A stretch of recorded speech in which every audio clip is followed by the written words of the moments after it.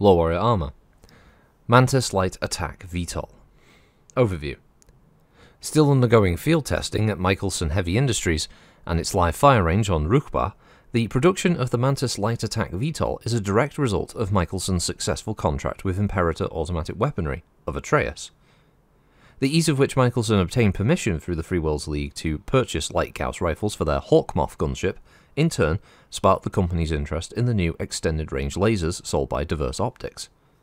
As with Imperator, Diverse Optics readily agreed to sell its new weaponry to the factory, though with a stipulation that the first production run would ship to the Free Worlds League at a considerably reduced price, and the Mantis was born.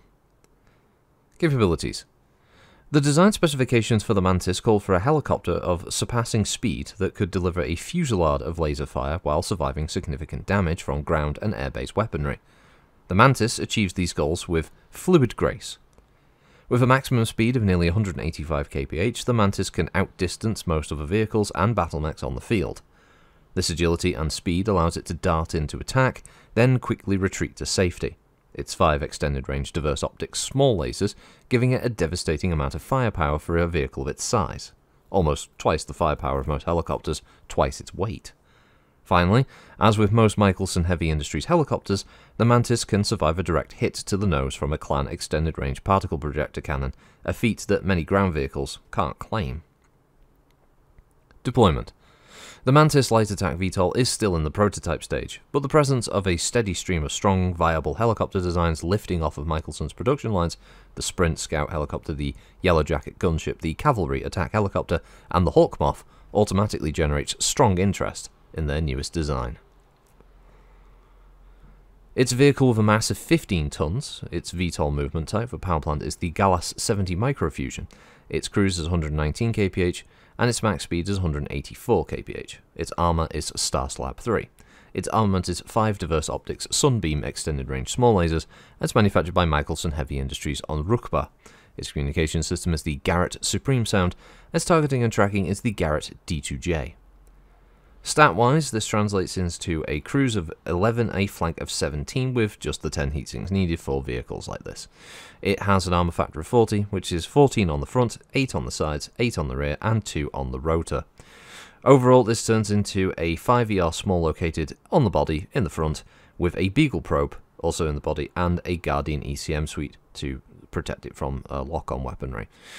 Not bad, actually, for a 15-ton little VTOL, but also not too deadly that you couldn't use a bunch of them just to act as a early harassment force in a mission, or something that could be used as friendlies that can obviously do a little bit of damage to the enemies, draw a bit of fire when you use the gem, need to alleviate some of the pressure off the players, especially if they just had a bad round where they hit less but got hit heavy. And having a bunch of these for the bad guys to turn and fire at, for instance, means that you give the players a little bit of breathing room in that respect. And hey, if a bunch of these get shot down, oh well, not a big deal. They're relatively cheap and cheerful. One of those things that I'm not too sure about with the whole being able to survive kind of thing, or deliver a deadly fusillade. I mean, you would have to get quite close in your movement turn for firing, which means it's going to put you at short range in return for any return attacks against it. But I suppose the Guardian ECM will protect it from streaks a little bit, that kind of thing, and LRM fire. But yeah, if you're getting into that kind of range, you know, return medium and large lasers, that kind of thing, SRMs are going to be a big problem, especially if it gets hit in the sides. The front armor, yes, it can take a PPC shot to the front from a clan vehicle. Oh, actually, yeah, it can, yeah, because the damage doesn't spread, does it?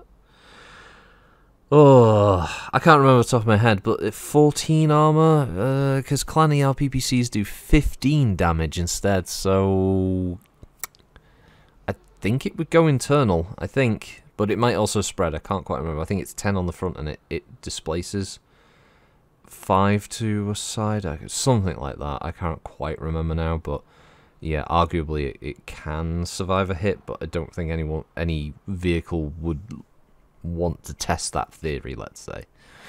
Overall, yeah, I could see using loads of these. These are the kind of things that you would see a lot of on periphery states, for instance. These kinds of vehicles being sold in large numbers because of their relative cost effectiveness being able to cover a large area quite quickly. You could see this being used, especially on also a lot of border worlds in the Inner Sphere. Being able, you could imagine, for instance, somewhere in the Free Worlds League having just all of their front systems along the Lyran and Marek kind of border, having Mantis light attacks, just constantly doing things like patrol missions and that kind of thing on all of their worlds there, on that border. It makes sense, and you could see a lot of these probably also being deployed in areas where they might be on the attack, and also in locations where they might be looking for infiltration forces. It's also probably the kind of thing that you would probably see going up against clan raiders, trying to stall them or just ascertain the level of threat that Inner Sphere forces might be going up against in this regard with the clan reigning forces, especially obviously post-Dukiad, where the clans started to adopt a much more kind of Inner Sphere outlook on their tactical tactical operations. Get a bit jumbled on, weren't it? It's because I'm batch recording a whole load of these things, so it's trying to keep on top and trying to stop it so my throat doesn't go completely wang. So yeah, again, the Mantis is a decent vehicle. Unfortunately, there's not much else I can kind of add to this. Not bad looking heli, actually. I can't remember if this is in Living Legends. It might be. I know the Hawk Moth certainly is, but I don't remember if this one is or not. But anyway, thanks for listening. As always, have a good week, and I'll see you next time. Bye bye.